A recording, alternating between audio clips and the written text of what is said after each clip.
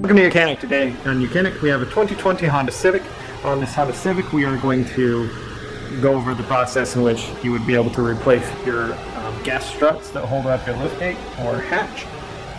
This has two of them and it's designed to have two. If one goes bad, the hatch won't open properly or stay open, as well as when you take one off it won't stay up.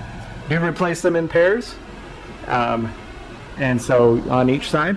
And when you're removing this, if it is holding up a little bit or not, you will still want to have it stabilized up with a bar of sorts to hold it up, and or have a helper hold the hatch up as you replace it.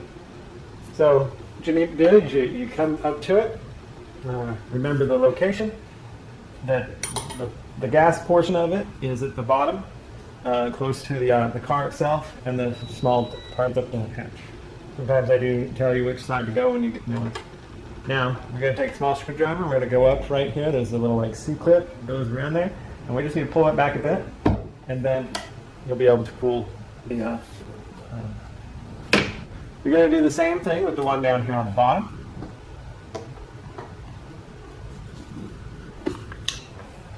And that is your gas strut removed. So then you've got your new one. So when you got your new one, you go in the same, well, in a reverse order, but we don't need the screwdriver because we're literally just going to line this up over that little ball that holds it on and just pull it on. Just snap on, we're good there. And then now be able to reach it up to the top and snap that one on. And that would be the replacement of your strut.